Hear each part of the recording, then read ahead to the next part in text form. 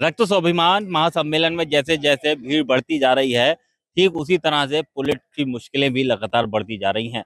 आगरा में रामजीलाल सुमन के बाहर पुलिस का सख्त पहरा सुबह से था ही, लेकिन अब जिस तरीके से सम्मेलन में लगातार बढ़ती भीड़ को देखकर पुलिस ने रामजीलाल सुमन के घर के बाहर अलर्ट दिखाई दिया है। हालांकि ये घर के अंदर जाने का रास्ता है और यहाँ पर पुलिस ने क्रेन लगा दी है। इसके अलावा काफी संख्या में पुलिस बल तैनात है। हालांकि बैरिकेडिंग कर दिया गया है। पुलिस की कोशिश यही है कि अगर कोई करनी सेना के लोग यहाँ पर आते भी हैं तो वो अंदर एंट्री ना कर सकें। यही वजह है कि अंदर जाने का रास्ता रामजीलाल सुमन के घर का पुलिस ने पूरी तरह से बंद किया हुआ है। अलर्ट मोड में पुलिस दिखाई दे रही है। लेकिन सूत्रों से हवाले से बड़ी खबर ये सामने आई है कि जिस जगह पर यह सम्मेलन हो रहा था वहां से करनी सेना के कुछ कार्यकर्ताओं ने निकलना शुरू कर दिया है, जो कि अब रामजीलाल सुमन के घर की तरफ कूच कर सकते हैं। जिसके बाद से आगरा पुलिस अलर्ट मोड में आई और रामजीलाल सुमन के घर के अंदर जाने का जो रास्ता है उसको पूरी तरह से अब पुलिस ने बंद कर दिया है। मुझे पूरा भरोसा है कि प्रशासन रामजीलाल सुमन जी के सम्मान और रामजीलाल सुमन जी के ऊपर किसी तरह का अपमान का व्यवहार नहीं कर पाएंगे।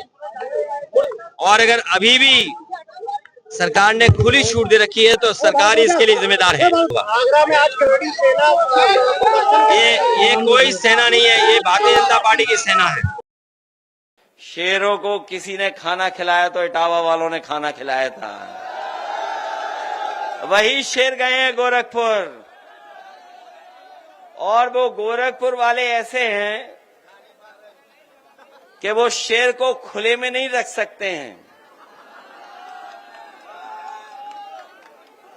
जो गोरखपुर वाले हैं वो शेर को खुले में नहीं रख पा रहे हैं, पिंजड़े में बंद कर रखा है।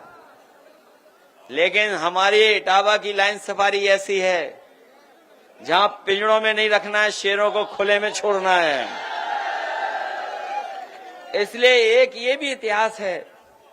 इसलिए मैं आज सबसे कहना चाहता हूं कि बाबा साहब भीमराव अंबेडकर जी की आज प्रतिमा लगा करके हम लोगों को उस विचारधारा से जोड़ करके हमारे सांसद और उनके साथियों ने बहुत बड़ा काम किया है। क्योंकि बाबा साहब भीमराव अंबेडकर जी का अगर इतिहास पढ़ते होंगे हम और आप, तो उनसे बड़ा स्कॉलर, उनसे बड़ा इकोनॉमिस्ट, उनसे बड़ा सोशल रिफॉर्मर, समाज सुधारक, अर्थशास्त्री और अधिवक्ता और इतना जानकार कोई नहीं रहा। इसीलिए वो संविधान सभा के अध्यक्ष बने। न केवल वो संविधान सभा के अध्यक्ष बने, जिस समय वो बने हैं इसीलिए बनाया गया था कि उनके बनने से सबसे अच्छा हमारा संविधान बनेगा।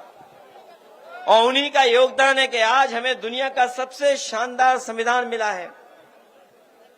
वो संविधान इसलिए भी बनाने में कामयाब हुए क्योंकि उन्होंने जीवन भर भेदभाव देखा था, बचपन से लेकर के, और पूरी उम्र उन्होंने भेदभाव देखा।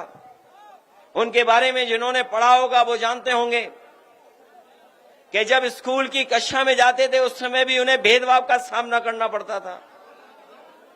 अगर तालाब जहां पर जानवर पानी पी सकते थे वहां पर भी पानी अलाउ नहीं था, लेने नहीं जा सकते थे। इतना बड़ा भेदभाव था। और पढ़ाई से लेकर के समाज में और जगह भी उन्हें हर तरह का भेदभाव का सामना करना पड़ा। वो जो हजारों साल पुरानी बुराई जो हमारे समाज में है, याद रखना साथियों, आज भी खत्म नहीं हुई है। और इसलिए खत्म नहीं हुई है क्योंकि बुराई को बढ़ाने वाले लोग आज भी समाज में हैं। हमने आपने देखा कि अगर कोई मंदिर चला गया तो मंदिर में जाने की आपको इजाजत नहीं थी। बहुत सारे मंदिरों में कोई घुस नहीं सकता था, और अगर घुस जाता था तो उसे सजा मिलती थी। न केवल सजा बल्कि दूसरी भावना से भी देखा जाता था। इस तरीके से आदमी को आदमी से इस तरह की घृणा करना दुनिया में कहीं नहीं देखा जाता है। केवल हमारे देश में देखा जाता है।